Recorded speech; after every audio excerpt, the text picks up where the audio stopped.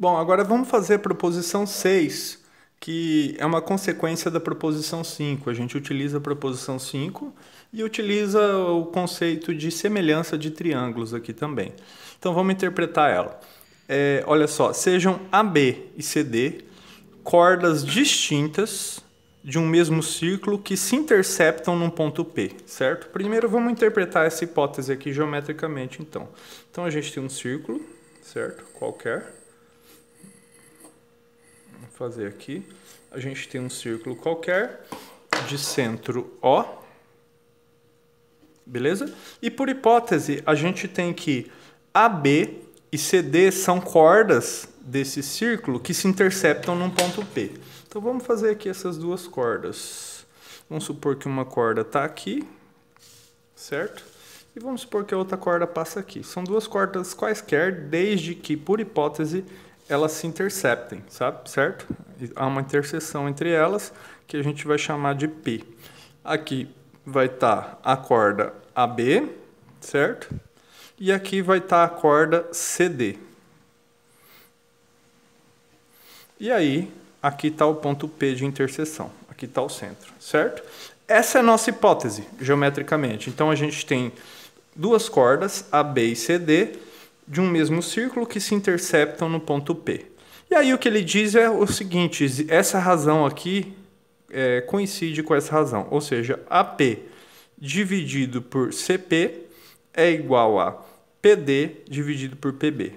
Isso aqui é um exercício de semelhança de triângulos, onde a gente utiliza a proposição 5, que a gente acabou de ver. Para poder fazer isso, a gente vai olhar para esses triângulos aqui. Ó. A gente fecha esse lado AD aqui. Então, olha só, a gente fecha esse lado AD aqui. Vou fechar pontilhado para visualizar a hipótese. E a gente vai fechar esse lado BC aqui. Certo? Então, a gente fecha esses dois triângulos. É para esses dois triângulos que a gente vai olhar. O que a gente vai perceber aqui? A gente vai mostrar que esses dois triângulos são semelhantes. E aí, da semelhança, decorre que essa razão ocorre aqui, essa igualdade de razões. Porque na semelhança de triângulos, os ângulos correspondentes são congruentes e os lados correspondentes são proporcionais segundo uma mesma constante R, que vai ser essa constante aqui. Certo? Primeira coisa, a gente vai usar um caso de semelhança de triângulos. Então, primeira coisa que a gente olha são esses dois ângulos aqui, ó. São opostos pelo vértice. Ângulos opostos pelo vértice são congruentes. Então, já é uma propriedade que a gente extrai. Então, temos que,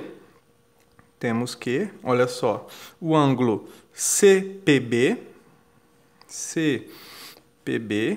é congruente a um ângulo APD. Certo? Esse é o caso opostos pelo vértice.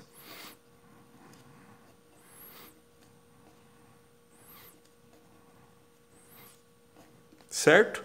E aí a gente precisa de outra propriedade, né? Porque a gente tem duas igualdades lá para garantir semelhança de triângulos. Na congruência a gente precisa de 3, na semelhança de 2. A outra igualdade, a gente vai garantir a congruência de outros dois ângulos entre esses dois triângulos. Quais vão ser? A gente vai utilizar a proposição 5. Olha só, o que a gente viu na proposição 5 é que o ângulo inscrito tem a metade da medida do arco correspondente. Então, o que a gente vai fazer? Vamos olhar para esse ângulo inscrito aqui, ó, ABC, certo? O que a proposição 5 diz que o ângulo ABC, que é inscrito, tem metade da medida do ângulo do arco correspondente, que seria esse aqui, ó, AOC, certo? Então, além disso,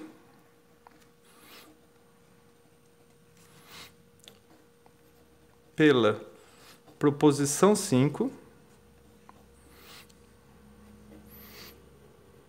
temos que, então, olha só, o ângulo inscrito ABC, o ângulo inscrito ABC, esse aqui vai ter a metade da medida do arco correspondente, que vai ser AOC. Certo? E aí, o que a gente faz? A gente nota que essa medida do arco correspondente corresponde a esse arco. Esse é o arco correspondente, certo? AC. Porém, a gente vê nessa figura que ele é o arco correspondente também desse ângulo inscrito. E é daí que a gente tira o que precisa. Por sua vez, esse ângulo inscrito ADC tem metade da medida do seu arco correspondente, que coincide, ou seja, metade da medida de AOC. Então, por sua vez, esse cara ADC, que é um ângulo inscrito, vai ter a metade da medida do arco correspondente, que é o ângulo AOC, certo? Com isso, o que a gente acabou de provar? Vamos fazer a representação, que esse ângulo é congruente a esse. ABC está aqui, ó, certo? O ângulo ADC está aqui. Ou seja, esse ângulo é congruente a esse. Com isso, olhando para esses dois triângulos, a gente tem o caso de semelhança de triângulos onde dois lados correspondentes são congruentes, certo? Logo, esse é um caso de semelhança. Eu chamo ele de ângulo-ângulo, né? Para semelhança, basta as duas, né? Não precisa de ângulo lado ângulo como na congruência, basta ângulo-ângulo. Então, logo, esse triângulo vai ser semelhante a esse, é semelhante e não congruente, certo? Por causa dos dois ângulos congruentes, correspondentes. Então, o triângulo APD vai ser semelhante ao triângulo correspondente aqui, que é CPB, nessa ordem. Certo? Você considera na mesma ordem. Sem marcação, 1 e 2. Sem marcação, 1 e 2. Certo? Esse é o caso que eu tomo a liberdade de chamar de ângulo-ângulo, né? Beleza?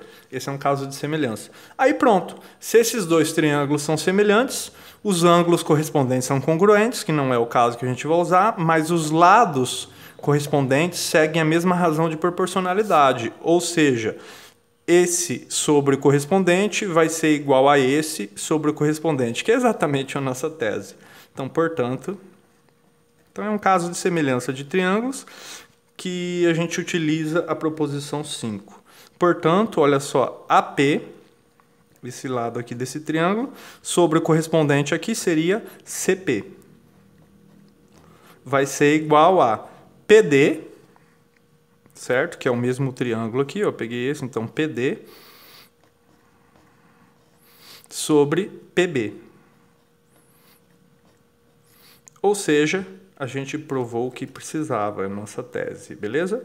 Essa é uma aplicação simples e bastante interessante dessas propriedades. No próximo vídeo, a gente vai para a proposição 7.